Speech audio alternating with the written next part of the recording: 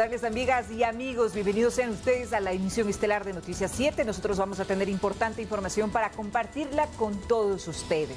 Saludamos antes con nuestro compañero Felipe Espinosa. ¿Qué tal, Felipe? ¿Cómo estás? Muy buenas noches. Hola, Vero, querida, amigos tridentes, sean todos ustedes bienvenidos y gracias por permitirnos ingresar hasta sus hogares estos 60 minutos recargados de información. Hacemos una invitación también para que nos puedan sintonizar a través de www.eltelegrafo.com.es. Recuerden que somos retransmitidos diariamente por Radio Pública FM. También nos pueden seguir y por qué no participar a través de nuestras redes sociales. Vamos enseguida a revisar los titulares. Buenas noches.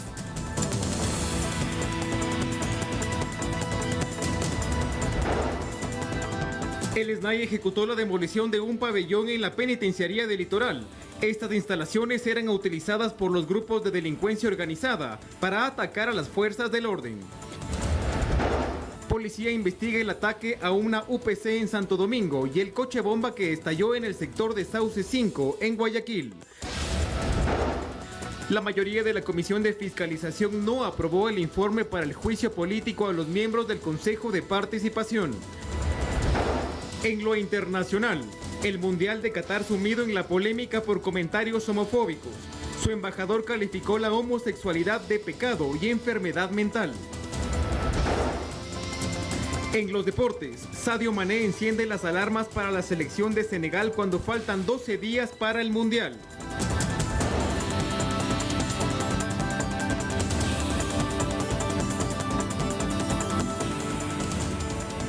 Iniciamos con el desarrollo de las noticias, amigos. El Servicio Integral de Atención a Personas Privadas de la Libertad, SNAI, ejecutó la demolición del pabellón consular de la Penitenciaría del Litoral, como se denominaba, a la estructura que era utilizada por los grupos de delincuencia organizada para atacar a los policías que ingresaban al centro para ejecutar operativos.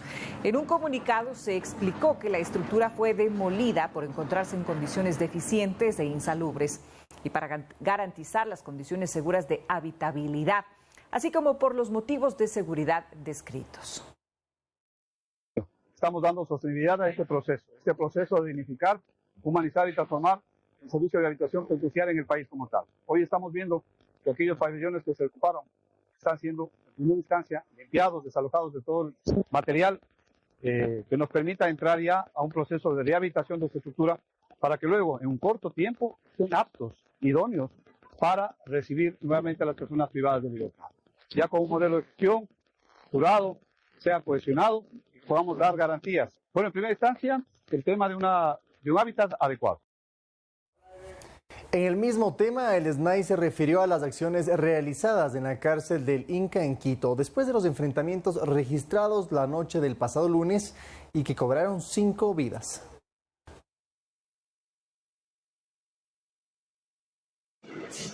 En el piso se divisaba una mezcla entre agua y sangre. Se trata de la cárcel del Inca, un día después de los enfrentamientos que se registraron entre dos bandas delincuenciales la noche del pasado lunes 7 de noviembre y que dejó como resultado 5 reos asesinados y 5 heridos.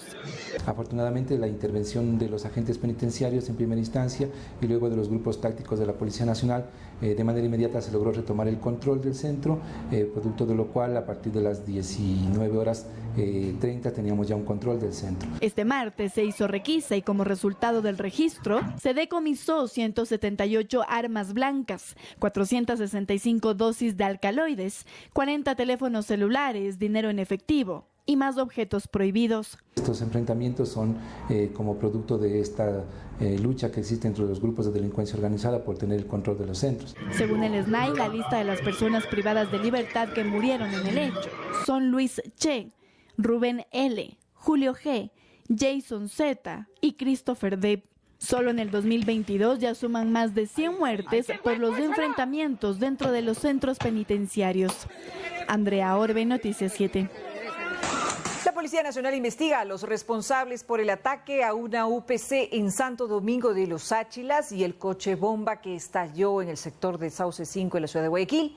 No se registraron heridos por ambos incidentes, los últimos efectuados por la delincuencia organizada en medio del estado de excepción.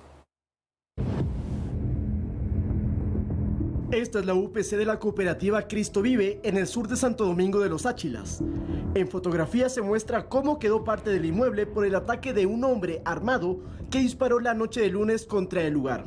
El día de ayer sufrimos un atentado por parte de grupos de delincuencia organizada. La cámara de seguridad muestra cómo llega un hombre en una motocicleta, desenfunda una pistola y comienza a propinar tiros contra la UPC. Luego de unos segundos, escapa. La Policía Nacional efectuó allanamientos en la capital provincial y decomisó armamento como una escopeta, 3 revólveres, radios de comunicación y 4.000 gramos de marihuana. Todo esto pertenecería a las bandas delincuenciales que allí operan. No vamos a escatimar esfuerzo alguno hasta poner tras las rejas a todas las personas que participaron en estos hechos lamentables. Pero este hecho, el primero a una UPC en Santo Domingo, no fue el único reportado la noche de lunes. Se puso bomba Sauce. La policía también investiga la explosión de un vehículo frente a un local de comida en Sauce 5, en el norte de Guayaquil. Los moradores grabaron con temor al automotor mientras estaba en llamas. Evento que se produjo en pleno toque de queda. Por el momento no han sido localizados los autores de estos actos terroristas que surgen en simultáneo en 2 de las ciudades donde aplica el estado de excepción por la crisis de seguridad. Lautaro Andrade, Noticias 7. Debido a las pérdidas económicas del sector productivo, solicita la reducción del horario de toque de queda en la provincia del Guayas. Veamos más de este tema. Como una obstaculización del comercio y la producción, ven al toque de queda decretado por el gobierno estos sectores. De ahí que una de sus principales solicitudes es que se reduzca el horario de restricción de movilidad, que actualmente es de 9 de la noche a 5 de la mañana. Creen que si empieza a la medianoche, ayudaría a que sus negocios mantengan una atención regular. Vivimos una temporada, un momento muy crítico para el comercio, porque es donde más se vende. Y que nos ponga un toque de queda en esta altura es realmente fuerte para nosotros, para todo el sector turístico, no solamente para los restaurantes, todo el sector turístico se ve afectado. Sostienen que la pandemia generó pérdidas de al menos 35% de la facturación entre el 2020 y el 2021. Luego la inseguridad significó otra disminución del 20% de las ventas en el 2022 y en la última semana, ya con el toque de queda, las pérdidas ascienden a los $40 millones, un equivalente al 50 y 70%. Guayaquil por lo menos esperaba una ocupación hotelera de un 65%, 70% en promedio, unos hoteles más, otros menos. Pero, ¿qué ha pasado? Tuvimos entre 15 y 22%, o sea, un cambio abrupto, porque ya habían reservas canceladas, personas hospedadas que salieron de hasta luego y se fueron. Si la situación sigue así, aseguran que el sector turístico y comercial perderá al menos 30.000 plazas de empleo. Para colaborar con la policía, ellos aportan con seguridad privada para mitigar la inseguridad. Se ha conversado con seguridad privada, la misma policía nos ha recomendado en ocasiones la seguridad privada. Uno de los temas que realmente así lo maneja la policía directamente con nosotros, porque así buscamos de alguna manera protegernos. El negocio cerrado no produce y cuando no hay actividad, los hoteles no tienen actividad, centros comerciales, y esto no solamente va del turismo, esto es el comercio, la industria, el turismo, agricultura, todo. Los más afectados son quienes empiezan su atención al público en horas de la tarde, entre ellos los centros de diversión nocturna. Sus representantes acudirán a la Gobernación del Guayas para solicitar apoyo.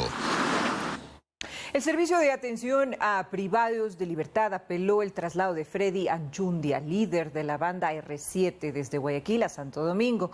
Aún no se conoce cuándo alias Anchundia regresará a la cárcel de La Roca. Este privado de libertad sería el responsable de 2 masacres carcelarias. El pasado 2 de noviembre, el Servicio de Atención a Privados de Libertad alertó que un juez había concedido el traslado de Freddy Marcelo Loor Anchundia, líder de la banda R7, desde la cárcel de La Roca en Guayaquil hacia la cárcel de Bellavista en Santo Domingo. En cumplimiento a la orden judicial, Anchundia sí fue trasladado a Santo Domingo. Sin embargo, el SNAI solicitó se revoque esta medida y el magistrado aceptó este pedido. Aún no se conoce si el líder de los R7 regresó a La Roca. Pero ¿por qué este traslado sería peligroso? El SNAI explicó que su paso a Santo Domingo podría generar una reacción en la población carcelaria. Freddy Marcelo Loor Anchundia es el presunto responsable de 2 masacres carcelarias. Anchundia estaba recluido en la cárcel del Ture en Cuenca. En esa prisión se asesinaron a 20 presos, según investigaciones.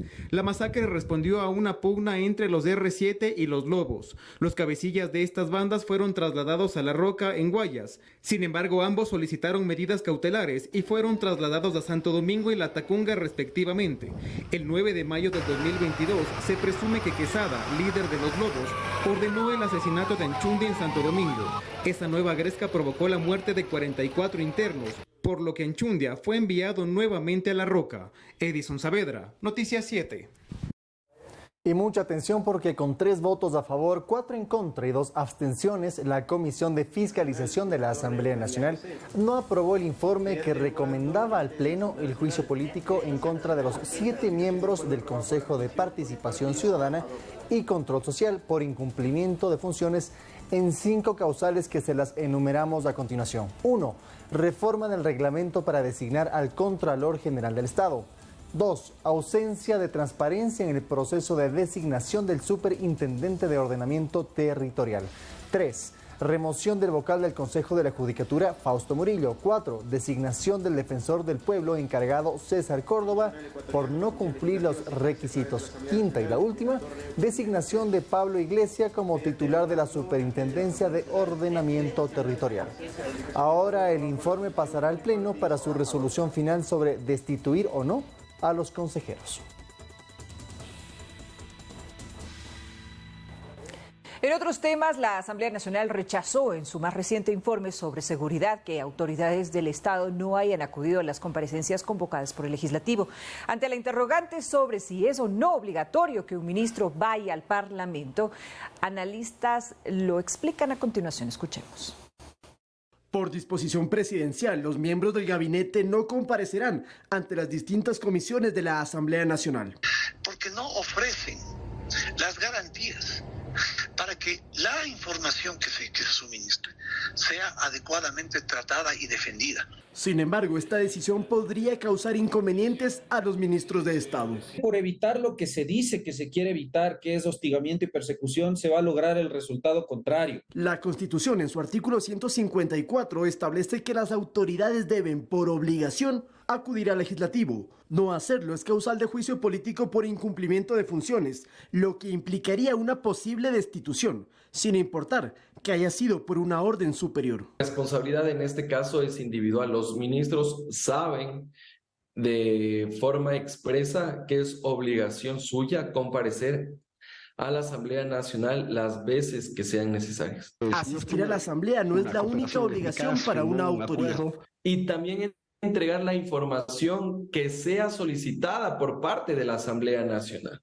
El constitucionalista Ismael Quintana explica que la legislatura sí puede solicitar información con el carácter de sensible o reservada. Lo que no puede es divulgarla. Si el legislador divulga información de carácter reservado, por ejemplo, información relativa a seguridad, el legislador tendrá que hacerse responsable incluso penalmente. Por eso, los expertos sugieren que los ministros vayan ante las comisiones legislativas y así evitar posibles destituciones dentro del gabinete ejecutivo. Lautaro Andrade, Noticias 7. Este miércoles 9 de noviembre, Carlos Pareja Yanuseli, exgerente de Petroecuador, comparecerá ante la Comisión de Fiscalización de la Asamblea Nacional, donde entregará documentación de cómo se manejó la comercialización del petróleo con China. Recordemos quién es alias Capaya y su importancia dentro de las investigaciones por los entramados de corrupción. La primera. A sus 66 años, Carlos Pareja Yanuseli, exgerente de Petroecuador, tiene 6 sentencias condenatorias. 3 de ellas están ejecutoriadas. Desde que llegó a Ecuador en agosto de 2017 fue detenido y un mes después firmó una cooperación eficaz con el entonces fiscal Carlos Vaca Mancheno, donde según su abogado defensor Miguel Revelo, se develó cómo se manejó la comercialización del petróleo con China. Y es precisamente esa la documentación que entregará a la Comisión de Fiscalización de la Asamblea Nacional. Revelo detalla que en ese tiempo se habría creado una red de exfuncionarios públicos, quienes se habrían llevado una comisión en la venta del petróleo. Actualmente Pareja Yannuzeli está sentenciado a 5 años de cárcel por cohecho, condena que está en apelación. Por delincuencia organizada se lo condenó a 6 años. Esta pena está ejecutoriada. Además tiene una sentencia ejecutoriada de 10 años por peculado en la contratación de un sistema de recuperación de condensados para la refinería de Esmeraldas. Por tráfico de influencias también se lo condenó a 6 años y 8 meses. Mientras se mantiene en apelación la sentencia por peculado en el denominado caso Singue, donde se le dictó 8 años de prisión. Y por enriquecimiento ilícito se le condenó a 10 años de cárcel. La pena está en apelación. Además, la Fiscalía tiene abiertas otras 18 investigaciones previas más. Y a decir del Ministerio Público, su cooperación eficaz no podría ser aplicada en la actualidad, porque el procesado ya fue sentenciado. Olga Velasco, Noticias 7. Fanáticos, ¿cómo están? Un fuerte abrazo para todos. En pocos minutos los acompaño con información deportiva. Hay mucho que hablar realmente con una final de Copa Ecuador que empieza a jugarse acá en nuestro país. También hay que recordar que el TAS ha fallado en contra de Ecuador. ¿De qué manera? Se los vamos a contar también en unos minutos más.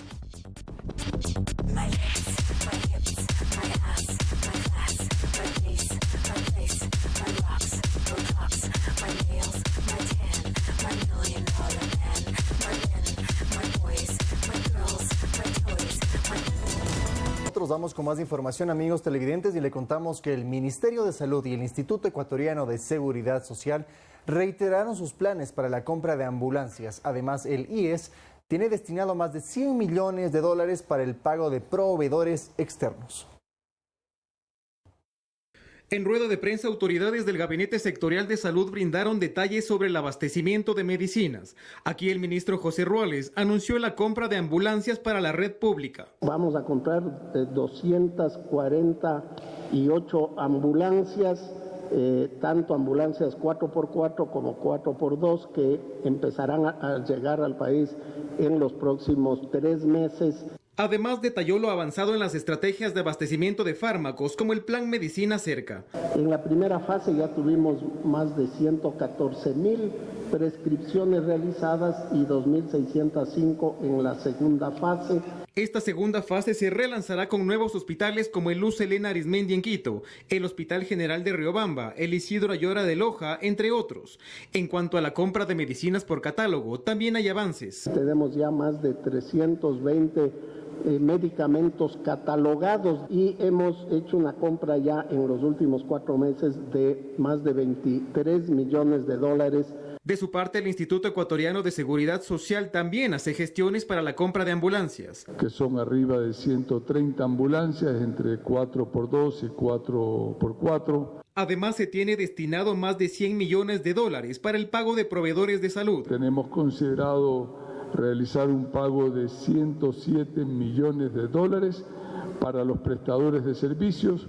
Para la provincia del Pichincha se pagarán cerca de 30 millones de dólares y para Guayas alrededor de 54 millones de dólares y el resto en distintas provincias. Se tiene previsto que la próxima semana el gobierno lance el nuevo Cuadro Nacional Básico de Medicamentos. Edison Saavedra, Noticias 7. Atención, amigos, porque 4 organizaciones criminales dedicadas a reclutar niños, niñas y adultos mayores para que mendiguen en las calles fueron desarticuladas en lo que va del año. Así lo revelaron las principales autoridades del Ministerio de Inclusión Económica y Social. Además, se activó una mesa de trabajo para prevenir precisamente la mendicidad y el trabajo infantil, que lamentablemente aumenta cada fin de año.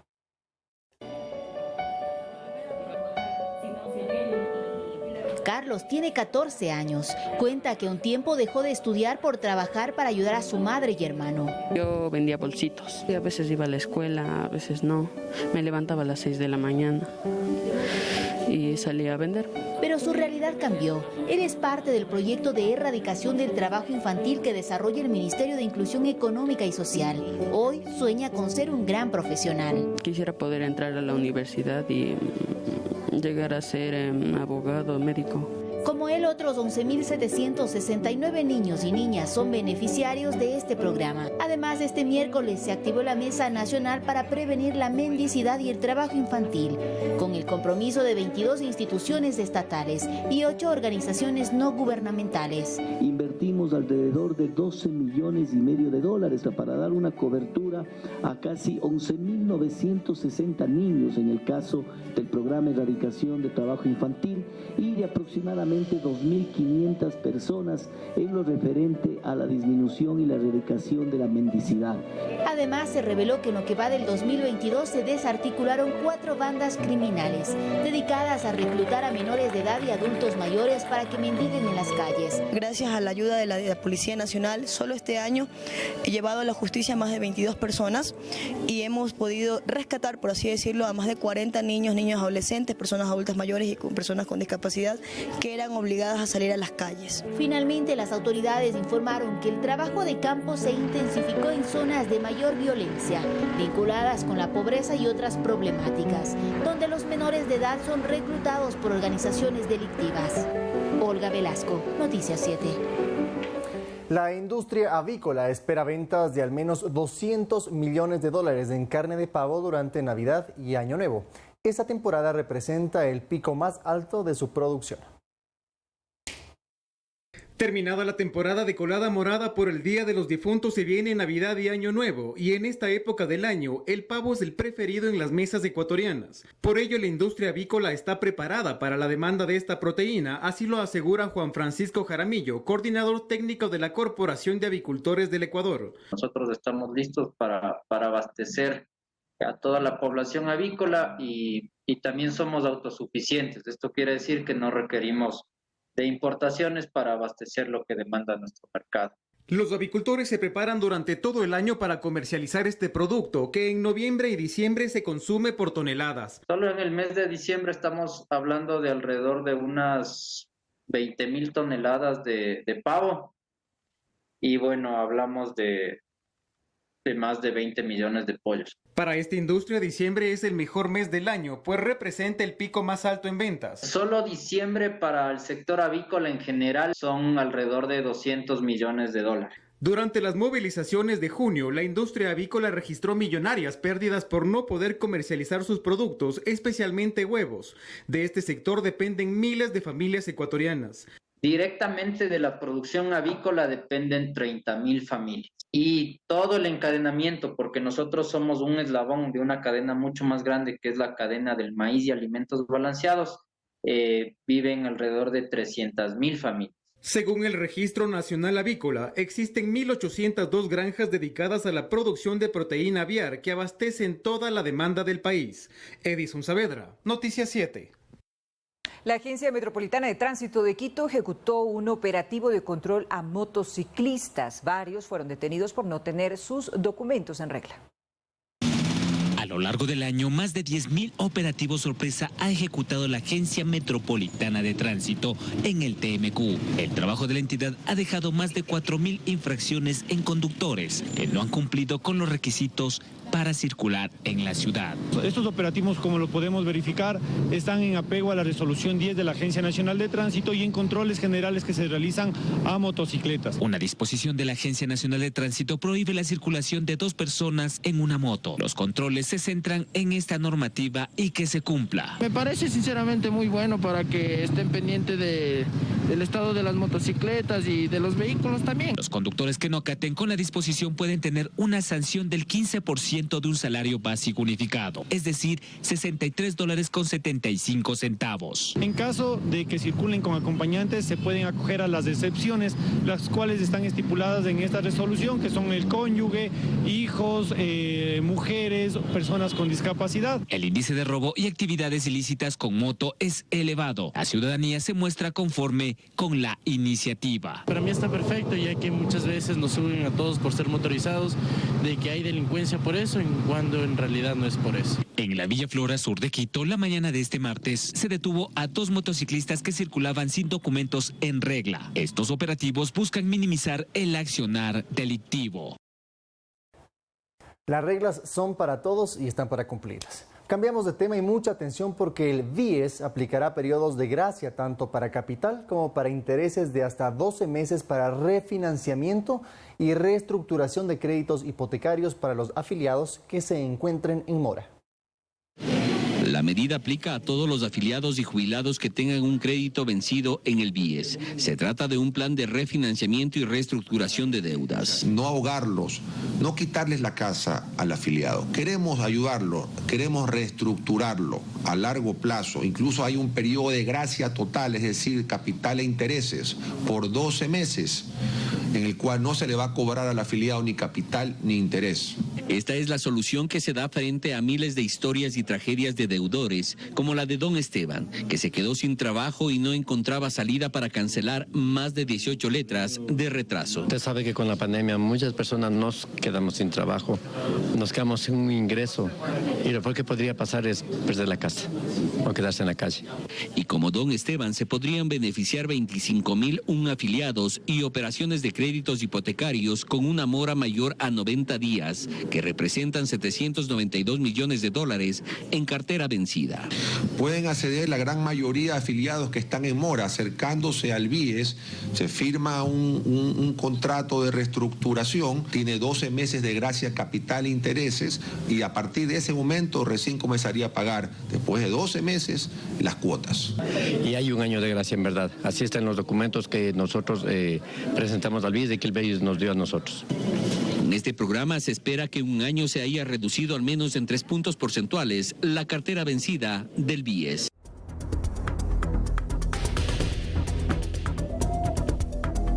(19:30), amigos televidentes. La Copa del Mundo de Qatar sumida en la polémica por los comentarios de alguna manera homófobos de su embajador Khalid Salman, que ha calificado la homosexualidad de pecado y enfermedad mental. Según algunos analistas, Qatar es una dictadura que no respeta los derechos humanos. Sus leyes discriminan a las mujeres y a los colectivos LGTB. La Copa del Mundo de Qatar, sumida en la polémica antes de su inicio, comentarios han causado indignación en Alemania y en otros países. La ministra alemana del Interior las calificó de terribles y dijo que el primer ministro de Qatar había prometido garantías de seguridad para los hinchas del colectivo LGBT.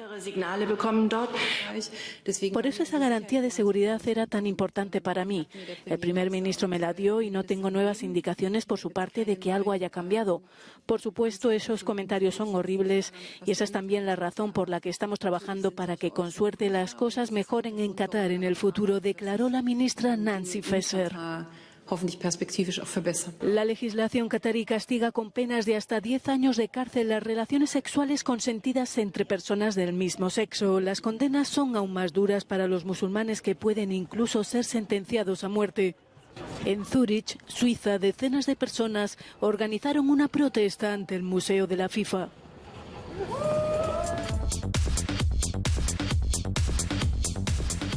19:34, amigos televidentes, del segmento más esperado por todos, porque estamos a 12 días, un poquito menos tal vez, ya de que inicie el Mundial de Qatar, y cada vez más son las sorpresas de algunos jugadores que están lesionados y aún no confirman si van o no van al Mundial. Y ver una noticia también que nos va a explicar el Fer Estrada, por supuesto, en pocos segundos. El TAS al fin resolvió y Fer nos cuenta si Ecuador va o no va al Mundial. Wow, interesante. Así que le damos enseguida paso a nuestro querido compañero Fernando Estrada con los detalles de la información deportiva. Muy buenas noches. Adelante, Fer. Vero, ¿qué tal? Un fuerte abrazo para ti, para Felipe, para todos, para la gente que está enganchada con nosotros y que seguramente está durante el transcurso del día algo molesta con la situación de que ocurrió en el TAS. ¿Por qué? El TAS puede resolver lo que ellos crean que pueden resolver. El tema es que no pueden ser tan ambiguos a la hora de resolver. La realidad es que hoy el comunicado, que si quiere lo puede publicar mi querido productor, lo podemos mostrar en pantalla para que la gente se familiarice con el documento, que está en inglés, por cierto. Pero básicamente lo que hace el TAS, que es un tribunal de última instancia, que no pertenece a la FIFA, por cierto, es independiente, pero tiene el aval de la FIFA para decidir, algo que yo tampoco entiendo mucho, ¿no? No me parece que si el órgano rector es la FIFA, el TAS por encima de la FIFA termine resolviendo algo que no tiene ni pies ni cabeza. ¿Por qué lo digo? Muchos pensarán, bueno, si efectivamente esos documentos de Byron Castillo son falsos, bueno, hay que demostrarlo, ¿no? Está asumiendo el TAS de que la documentación de Castillo es falsa, su documentación de identidad, pero el documento que presenta siempre una selección para habilitar a sus jugadores es el pasaporte de identidad. Entonces lo que sostiene la FIFA es que sanciona a la Federación Ecuatoriana de Fútbol, pero no la FIFA, el TAS, que sanciona a la Federación Ecuatoriana de Fútbol, la sanciona por el sencillo motivo de que la información, no el pasaporte es original y es legal, pero la información que estaría en el pasaporte ellos consideran que no es válida o es falsa, que son documentos falsos, y por eso procede a sancionar a la Federación Ecuatoriana de Fútbol como selección con 3 puntos menos, o sea, va a arrancar con menos 3 puntos la próxima eliminatoria. Aparte de, al considerar que la federación tiene que ver con una presentación de documentos falsos, la federación deberá pagar algo más de 100.000 francos suizos de indemnización por lo ocurrido. Lo irónico de todo esto es que el jugador no está sancionado. Ecuador tampoco, como selección. Es decir, Ecuador puede jugar el Mundial sin ningún tipo de inconvenientes. Y a Byron Castillo no se le prohíbe aquello. Es decir, el jugador, tanto como la selección, podrán disputar el Mundial sin ningún tipo de inconvenientes. Algo que es bastante contradictorio, porque ese mismo documento, ese mismo pasaporte es el habilitante para que el jugador sea elegible, como ellos lo han puesto en el documento. Es decir, el jugador no se lo sanciona porque el jugador fue considerado elegible para el proceso mundialista. Hablando de esa etapa previa mundialista, porque esta es la etapa final, por cierto, para los que no conocen este detalle, la Copa del Mundo arranca en las eliminatorias. Lo que vamos a vivir es la etapa final de la Copa del Mundo. Entonces se habla que para esa etapa preliminar el jugador estaba habilitado, era elegible. Ahora, Ecuador, ¿cómo podría hacerlo elegible para la fase final? Lo que no especifica el TAS en su sanción, es decir, no especifica si Byron Castillo en verdad podrá o no podrá jugar. Porque si Ecuador presenta ese pasaporte con información supuestamente falsa, ¿cómo Ecuador podría inscribir a Byron Castillo? ¡Qué lío!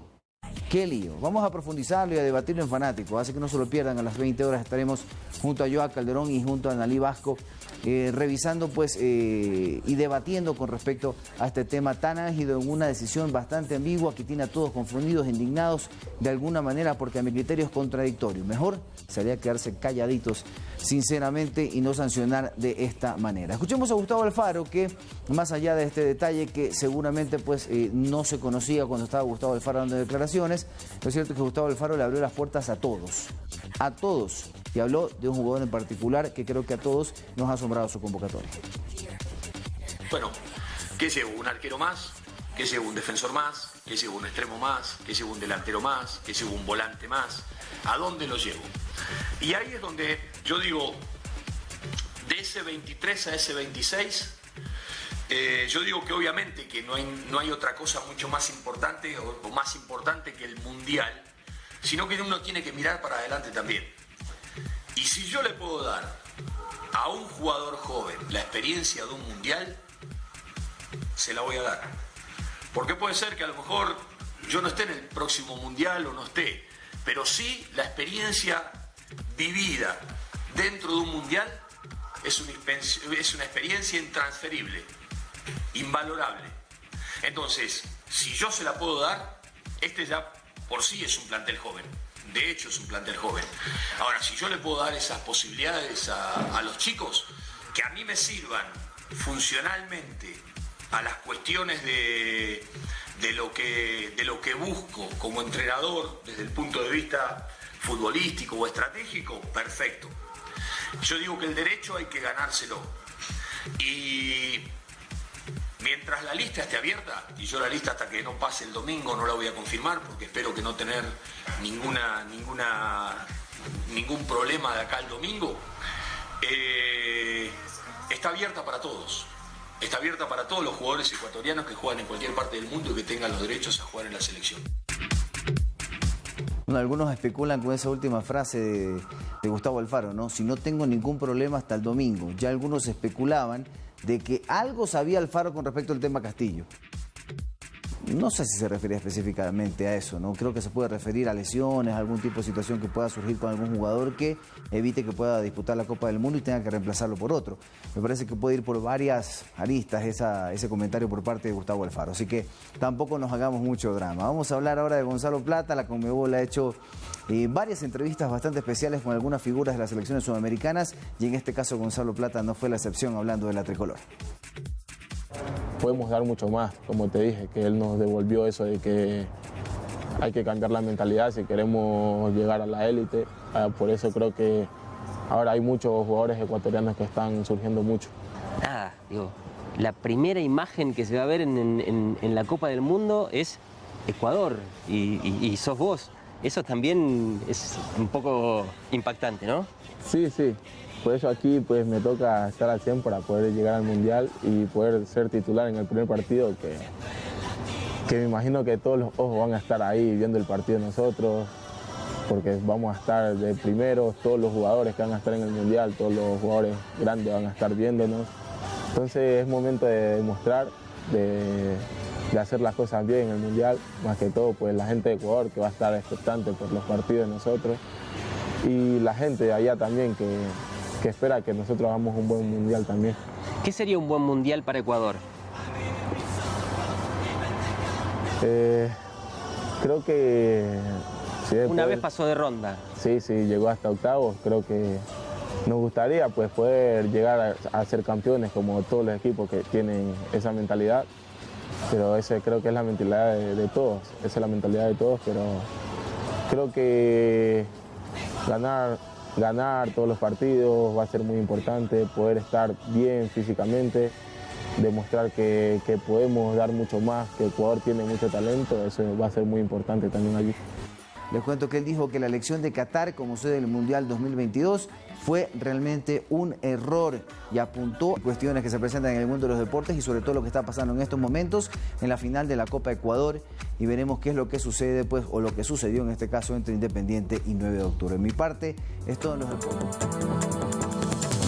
Seguimos informando, amigos televidentes. Ahora les comentamos que en la Conferencia Episcopal Ecuatoriana se instaló la mesa de seguimiento a los consensos alcanzados entre el gobierno y las organizaciones sociales. Esto en medio de anuncios por parte de la FENOCIN de iniciar posibles movilizaciones. A casi un mes de que finalizaran los 90 días de diálogo con los movimientos indígenas y campesinos, en la Conferencia Episcopal continúan las mesas, pero esta vez con el objetivo de verificar que empiecen a cumplirse los 218 acuerdos suscritos. En estas jornadas se comparte información y se evalúan las acciones con la matriz de seguimiento. Uno de los ejes centrales está en la focalización de subsidios, que según el ministro de Transporte y Obras Públicas avanza mediante 5 etapas. El ministro de Transporte y Obras Públicas estuvo a cargo de liderar la mesa de la focalización de combustible durante 90 días, cierto es. Pero no necesariamente tiene que ser la persona que implementa esto transversalmente en las otras entidades. El funcionario de Estado reiteró que el subsidio debe llegar a los sectores que lo necesiten. Por eso se analiza también a los camaroneros. Hay una hoja de ruta para tratar estos temas con estos sectores. No necesariamente el día de mañana no van a tener ningún subsidio. No, todo lo contrario. Aquí vamos a analizar cada uno de estos sectores para ver si existen estas áreas de oportunidad. Sin embargo, un punto aún en incertidumbre es si la FENOCIN llevará a cabo sus movilizaciones en las vías de las provincias del Guayas, Esmeraldas, Los Ríos y Manabí. Esto siempre y cuando el gobierno no emita hasta el 17 de noviembre el decreto de connotación de deudas de hasta $10.000 en la banca pública, del cual se evalúa su impacto fiscal de ejecución. Pero un sector de la FENOCIN también exige la construcción de caminos vecinales, otro de los acuerdos suscritos en la mesa de fomento productivo con el Ministerio de Agricultura. En todo caso, a las 8 de la mañana de este miércoles continuarán las mesas de seguimiento para atender el resto de consensos firmados en las actas del 14 de octubre. Lautaro Andrade, Noticias 7.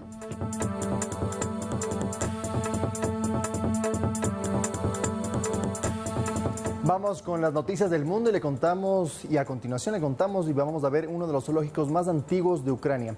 En estas precarias circunstancias tiene que superar una multitud de dificultades para disponer de agua, alimentos y medicinas para animales. Y además, por supuesto, para garantizar la seguridad de trabajadores y visitantes. En un día soleado de otoño, el zoo de Mykolaiv, al sur de Ucrania, es un remanso de paz para sus visitantes. Parece mentira que la guerra esté detrás de sus puertas. Sin embargo, la exposición de los proyectiles que cayeron durante los ataques rusos y el sonido de las explosiones en la distancia nos devuelven a la realidad. De hecho, el zoo es uno de los pocos espacios públicos abiertos. Tetiana visita el recinto con su hija de corta edad. Es un maravilloso lugar donde una puede distraerse, relajarse, pasar un rato con la niña, que se entretenga, que se interese por las cosas y aprenda algo. Las guarderías no funcionan, así que intentamos que siga aprendiendo tanto como podamos. Este es uno de los zoológicos más antiguos de Ucrania. En estas circunstancias, tiene que superar multitud de dificultades para disponer de agua, alimentos y medicinas para los animales, además de garantizar la seguridad de trabajadores y visitantes.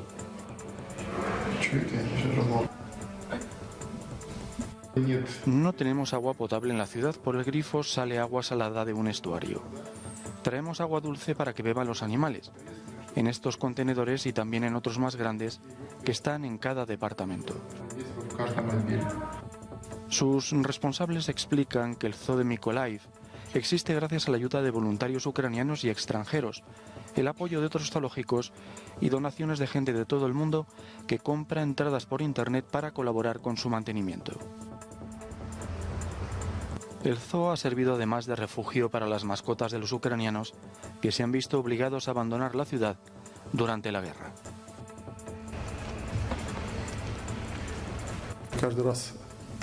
Cada día al despedirnos esperamos que al día siguiente nos veamos de verdad. Esa es nuestra vida actual. El gran reto es la llegada del invierno. Llevan meses preparándose para la estación más fría del año, aunque la calefacción de la ciudad y la red eléctrica son frágiles por los constantes ataques rusos. El equipo del zoo hará todo lo posible para mantener los animales a salvo. La capital ucraniana de Kiev no quiere que se produzca una entrada de tropas rusas desde el territorio del principal aliado de Putin en la región de Bielorrusia. El principal aliado de Vladimir Putin en la región preocupa a las autoridades ucranianas. Los guardas fronterizos en el límite con Bielorrusia están reforzando sus posiciones. Al comienzo de la invasión, en el mes de febrero, las fuerzas rusas lograron acceder por este punto a la exrepública soviética sin apenas oposición.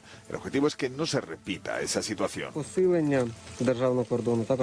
El tiempo que estamos aquí nos dedicamos al arreglo de la frontera. Nuestro principal objetivo es impedir una invasión, pero si vuelve a ocurrir en esta zona, entonces estaremos preparados para detener al enemigo, para evitar que avance hacia adentro de nuestro país.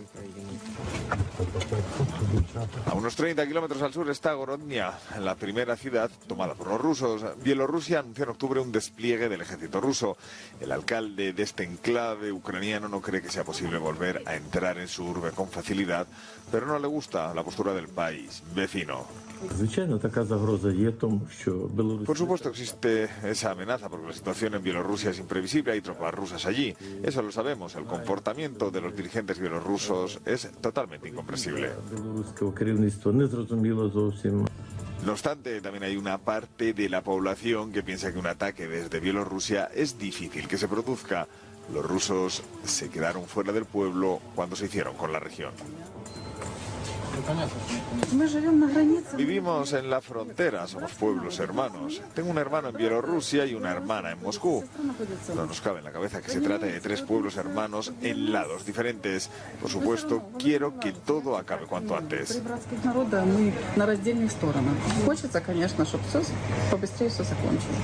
Las certezas en cualquier caso son difíciles de determinar. Meses después de la invasión y con un Vladimir Putin superado por la respuesta ucraniana, las acciones del presidente ruso son imprevisibles.